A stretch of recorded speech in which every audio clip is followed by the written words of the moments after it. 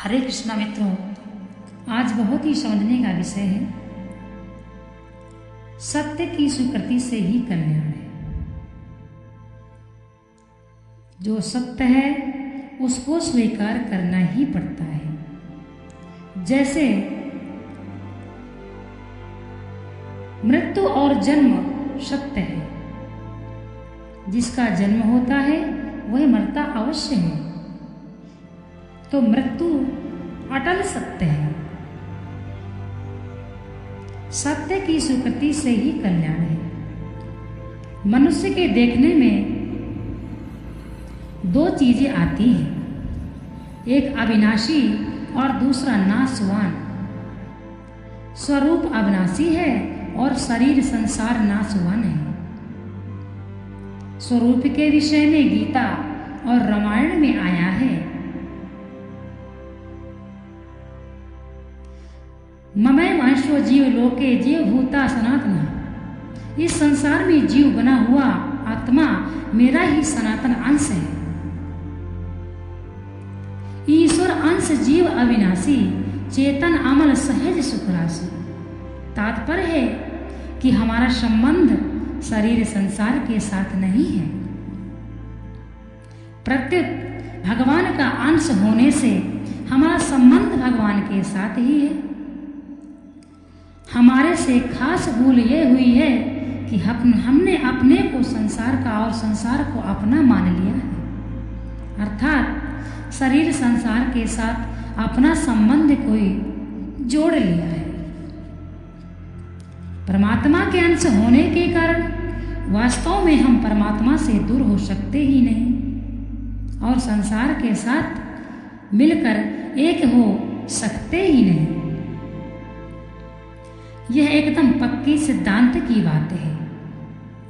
परमात्मा के साथ हमारा संबंध कभी टूट सकता ही नहीं और जड़ शरीर संसार के साथ हमारा संबंध हो ही नहीं सकता। परंतु जिसके साथ हमारा संबंध है उसको तो भुला दिया और जिसके साथ हमारा संबंध नहीं है उसको अपना मान लिया। ये हमारे से बड़ी भारी गलती हुई है। अगर हम यह मान लें कि हम भगवान के हैं और भगवान हमारे हैं, तो संसार हमारा नहीं है। यह अपने आप सिद्ध हो जाएगा।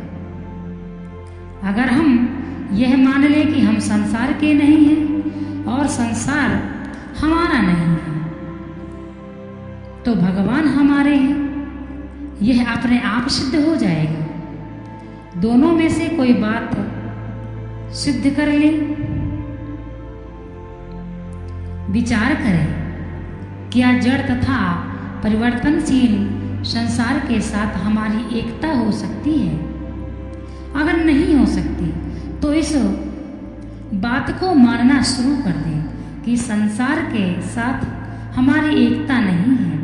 इसके साथ एकता मानना गलती है। कम से कम यह काम ठीक हो जाएगा। अब ये समझने का विषय है। गलती भीतर से हमारी समझ में आ जाए तो समय पाकर सब काम ठीक हो जाएगा। अगर संसार के साथ हमारी एकता माने तो केवल नुकसान ही है, कोई फायदा नहीं है, और एकता ना माने तो केवल फायदा ही है, नुकसान कोई नहीं है। एकदम सच्ची बात है कि शरीर अपने साथ नहीं रहेगा। जो चीज अपनी नहीं है वह अपने साथ कैसे रहेगी? भगवान अपने हैं, वे अपने से दूर कैसे हो जाएंगे? ना तो हम भगवान से दूर हो सकते हैं और ना भगवान ही हमसे दूर हो सकते हैं। शरीर, पदार्थ, रुपए, जमीन, मकान आदि सब के सब नाशवान हैं। ये हमारे साथ नहीं रह सकते और हम इनके साथ नहीं रह सकते। परंतु भगवान को हम जाने चाहे न जाने, उनसे हमारी कभी वियोग नहीं हो सकता। ये पक्की बात है। शरीर चाहे स्थूल हो जाए, चाहे सूक्ष्म हो, चाहे कारण हो, चाहे वह स्वतः प्रकृति का है, और हम अच्छे मंदे कैसे भी हों, सर्वथा भगवान के हैं। अगर यह बात समझ में आ जाए तो हम आज ही जीव मुक्त हो जाएंगे, कारण कि नाशवान चीज़ों को अपना मानकर ही हम बने हैं। जिनको अपना माना है उनसे ही बने हैं, जिनको अपना नहीं माना उनसे नहीं बने हैं।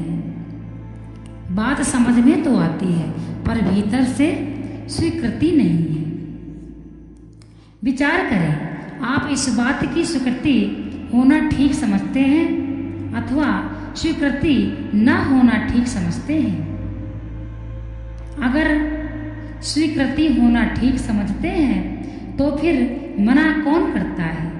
अगर कोई लाभ की बात हो तो उसको जबरदस्ती मान लेना चाहिए। मान लेने पर फिर वह बात सुगम हो जाती है। वास्तव में आप भीतर से चाहते ही नहीं, हमारी समझ से इसका मूल कारण है कि हम सुख लोलुपता के कारण ही सच्ची बात की स्वीकृति नहीं हो रही है।